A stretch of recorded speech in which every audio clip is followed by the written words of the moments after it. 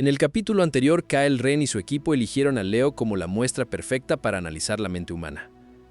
Esa decisión provocó que el destino de toda la Tierra quedara atado a una sola lectura mental, realizada en una habitación pequeña, tibia y aparentemente inofensiva. Pero este capítulo trae algo más inquietante. Todo parece normal. Demasiado normal. Y cuando un sueño infantil empieza pareciendo seguro, lo más peligroso no es lo que ves, es lo que todavía no ha tomado forma. Capítulo 3. El sueño normal. El ingreso al sueño humano no se pareció a nada que Kyle hubiera visto antes. No porque fuera violento, ni porque rechazara la presencia del enlace. Al contrario, lo primero que encontraron fue una suavidad extraña. La interfaz tradujo el borde del sueño en un espacio de lectura estable. Era una de las grandes ventajas técnicas del Imperio. No veían sueños como una lluvia caótica de impulsos, sino como un entorno navegable, hecho de imágenes, emociones y asociaciones. Y lo que apareció al principio pareció confirmar todas sus hipótesis. Había luz, no una luz racional, ni una lámpara visible, ni un sol. Era esa claridad difusa que a veces tiene el sueño, una iluminación sin origen claro que permite ver sin explicar nada. Dentro de esa luz se formó un corredor doméstico. No era una copia exacta de la casa de Leo, pero sí una versión reconocible hecha con recuerdos sueltos. Una pared de tonos cálidos, un piso liso, una puerta abierta, un eco lejano de voz adulta, objetos incompletos armados con memoria todavía fresca, entorno de apego primario confirmado, dijo Cira, correspondencia alta con espacio de descanso habitual. Kyle observó sin responder. El corredor no era hermoso ni aterrador, solo tenía esa lógica inestable de los sueños infantiles. Los bordes de los objetos se afirmaban y se deformaban de un momento a otro. Una pequeña mesa aparecía demasiado cerca del muro y luego recuperaba una posición más normal. Una sombra redondeada en el piso parecía un juguete y luego perdía forma. Todo seguía entrando dentro de lo esperable. Actividad emocional basal en rango, informó Cira. El sujeto permanece en fase profunda. Continúen, ordenó Boren. Kyle avanzó un nivel más. El sueño se abrió sin resistencia. La claridad aumentó un poco y surgió una habitación infantil construida con la lógica incompleta de la mente de un niño. La cama estaba, pero no exactamente donde debía. La lámpara existía, aunque su luz parecía salir de la pared misma. Había bloques de colores en el suelo y, sin embargo, ninguno proyectaba una sombra coherente. En una esquina apareció el juguete de tela. No era idéntico al de la realidad. En el sueño estaba más limpio, más simétrico y más completo. Kyle lo registró al instante. El sueño corrige el objeto de apego. Reconstrucción idealizada, confirmó Cira. El muñeco se movió, no por sí mismo. Lo levantaron unas manos pequeñas y entonces Leo apareció dentro del sueño. Su presencia no era estable del todo.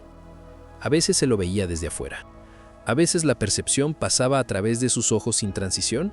A veces ambas cosas ocurrían al mismo tiempo. Nada de eso preocupó a Kyle. Era común en mentes infantiles. Todavía no estaban ancladas por completo a una sola perspectiva. Lo importante era la atmósfera del sueño. Y al principio esa atmósfera era simple. Había familiaridad. Había una calma torpe, la calma propia de una mente muy joven que todavía asocia seguridad con formas conocidas, luz cálida y voz cercana. Desde otra habitación llegó el eco de una voz adulta. No una frase completa. Solo la cadencia, el recuerdo sonoro de alguien que llama con ternura. Leo volvió la cabeza hacia el sonido y el entorno pareció iluminarse un poco más. Figura protectora presente en periferia simbólica. Dijo Cira. ¿Cómo se esperaba? Añadió Boren. Kyle mantuvo la vista fija en la lectura. Sí, todo parecía ir exactamente como se esperaba. Leo avanzó hacia la puerta.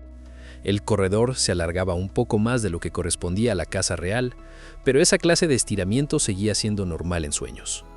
Las distancias no siempre obedecen a la memoria exacta. El suelo cambiaba de tono con suavidad. Algunas secciones del muro parecían respirar con la luz. Un sonido de tela rozando algo apareció por un instante y luego desapareció. Nada fuera de margen. El sistema empezó a clasificar estímulos. Hogar. Refugio. Juego.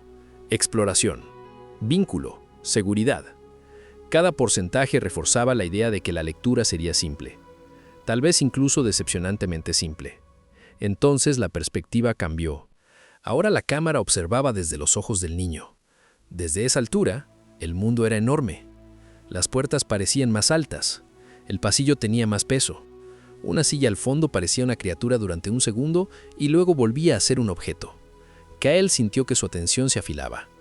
No porque hubiera aparecido terror, sino porque la mente del niño no estaba copiando una casa. Estaba reconstruyendo lo que significaba vivir dentro de ella desde un cuerpo pequeño y vulnerable. Eso era más complejo de lo habitual. Registro comparativo. Ordenó. La consola abrió en un lateral 3 entradas de especies ya evaluadas en etapas equivalentes. Sus sueños eran mucho más planos, menos densos y menos interpretativos. Algunos sujetos infantiles apenas reconstruían sensaciones sueltas. Otros solo unían hambre con protección, o frío con llamado parental. La muestra humana iba más allá. Ya organizaba el sueño como una escena, con ambiente y transiciones internas. Capacidad de modelado interno superior a la media, dijo Sira. Boren reaccionó con impaciencia. ¿Eso cambia la conclusión? No, respondió Kyle. Solo significa que los humanos empiezan a simbolizar antes de lo habitual. La frase quedó resonando en su mente. Leo entró en otra habitación. Allí había objetos familiares deformados por el sueño. Bloques demasiado grandes, una manta doblada de forma rara, una esfera luminosa que quizá era una lámpara o quizá el recuerdo de una. El niño se sentó en el suelo y tomó uno de los bloques. Al acercarlo a la esfera, el objeto emitió algo parecido a una risa. La habitación se llenó de una calma simple. No una calma racional, una calma infantil.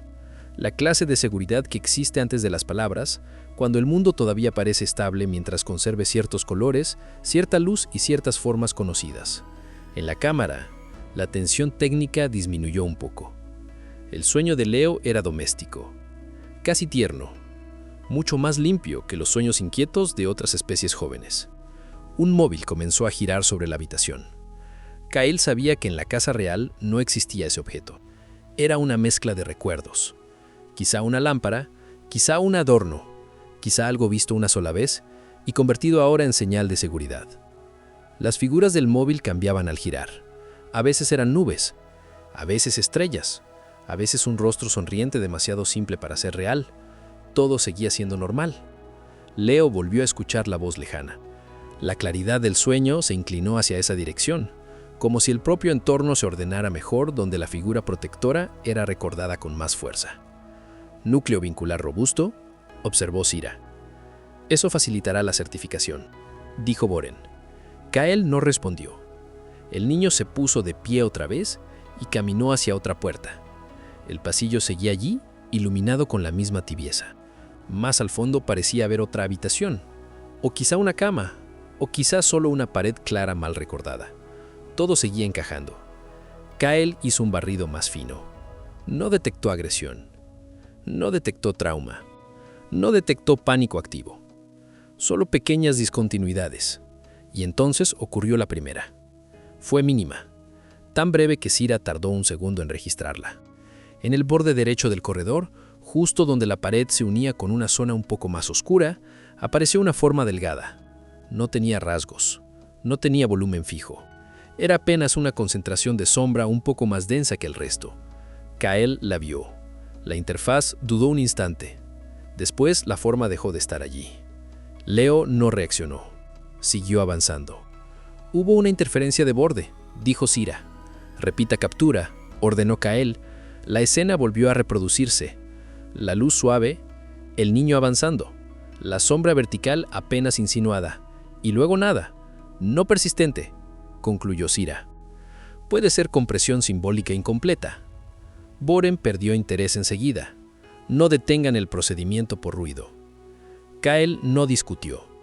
Podía ser ruido. Los sueños infantiles están llenos de restos y deformaciones. Aún así, activó vigilancia reforzada sobre los bordes del entorno. El sueño continuó. Leo entró en una habitación que no existía en la casa real. Era más amplia, de techo alto, llena de figuras blandas que flotaban en el aire, animales incompletos, objetos de colores, fragmentos de rostros familiares. El niño extendió una mano. Una de las formas se transformó en un círculo luminoso que subió despacio hacia el techo. Kael lo clasificó como creación lúdica espontánea. Pero también vio otra cosa. La mente del niño no solo repetía recuerdos. Combinaba, transformaba, construía. Eso no era peligroso, pero tampoco era banal. Observe la velocidad de transformación, dijo. Sira ajustó el análisis. Elevada, y la continuidad emocional no se rompe. Correcto. Boren soltó una exhalación seca. ¿Podemos concluir que poseen imaginación intensa y seguir adelante con la ocupación? Kael dudó un instante antes de responder. No es solo intensidad. La mente mantiene unida la emoción, aunque cambien las formas. Eso significa que el niño no solo ve cosas distintas, ya sabe enlazar forma, atmósfera y expectativa. Boren lo miró sin demasiado interés. En términos prácticos, Kael simplificó. En términos prácticos, sueñan con más complejidad de la necesaria. El comandante dio por cerrada la cuestión. El sueño cambió otra vez. Ahora Leo estaba en la cama, o en una versión del concepto de cama más fuerte que la real. La manta era demasiado grande. La habitación, más amplia. La luz cálida parecía salir de todas partes. El niño abrazaba el juguete y por primera vez desde el inicio se quedaba quieto. La interfaz clasificó el entorno como refugio seguro. Kael estuvo a punto de asentir. Eso también era normal. Los sueños infantiles suelen regresar a un núcleo protector, un punto desde el cual la mente reorganiza el resto. Leo apretó más fuerte el muñeco. El techo de la habitación pareció respirar una vez. Compresión espacial, dijo Sira. Dentro de margen, respondió Kael. Pero en ese mismo momento, la puerta del cuarto se abrió un poco más. No con el movimiento claro de un objeto físico, con la lógica blanda de los sueños. Como si siempre hubiera estado así y el entorno recién lo aceptara. Nada cruzó el umbral. Nada salió del pasillo. Y aún así, algo cambió. No en el niño, en la escena. El silencio ya no era el mismo. Kael se inclinó hacia la lectura. Ajuste sensibilidad de borde. Sira obedeció. El pasillo se volvió más nítido. Persistía la penumbra. Persistía la luz suave en el cuarto. Y allí, al fondo, por menos de un instante, algo pareció concentrar oscuridad alrededor de una forma que no terminaba de decidirse. Una altura rara. Una curva donde no debía haber nada. La sugerencia de un rostro que no llegó a formarse. Luego desapareció. Leo se removió en la cama. Apretó más fuerte el juguete. Por primera vez desde que habían entrado, su lectura emocional mostró una respuesta de alarma. Muy leve, muy breve, pero real. ¿Respuesta de amenaza baja?, informó Sira. ¿Causa?, preguntó Boren. La consola intentó clasificar. Oscuridad. Separación. Presencia incierta. Ninguna categoría logró imponerse por completo. Kael sintió una incomodidad fría. El niño estaba empezando a temer algo que el sistema no podía nombrar con claridad. Y lo extraño era que, en apariencia, el sueño seguía siendo simple. Una cama, una habitación, una puerta abierta, un pasillo un poco más oscuro. Nada más. Leo volvió la cabeza hacia la puerta, pero sin mirarla del todo. Era como si quisiera evitarla, y al mismo tiempo no pudiera dejar de orientarse hacia ella. La voz adulta ya no se oía. La lámpara seguía encendida. El juguete seguía en sus brazos, y entonces Kael comprendió algo que no le gustó en absoluto.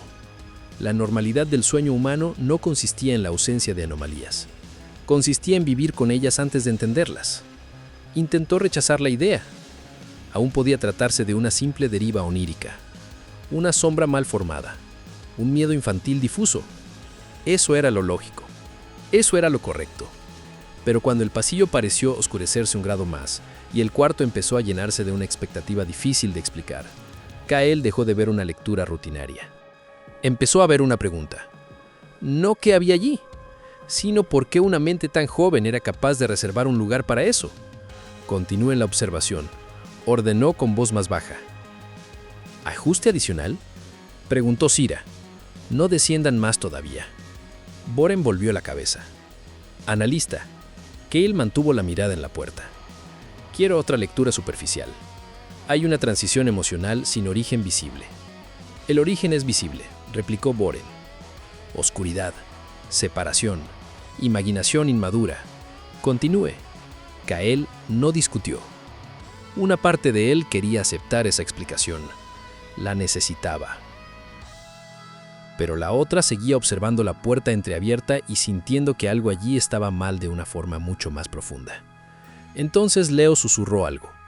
La interfaz apenas captó una sílaba rota. No fue una palabra completa. Solo el tipo de sonido que hace un niño cuando empieza a sentir miedo antes de saber de qué. Y con eso, el sueño dejó de ser completamente normal.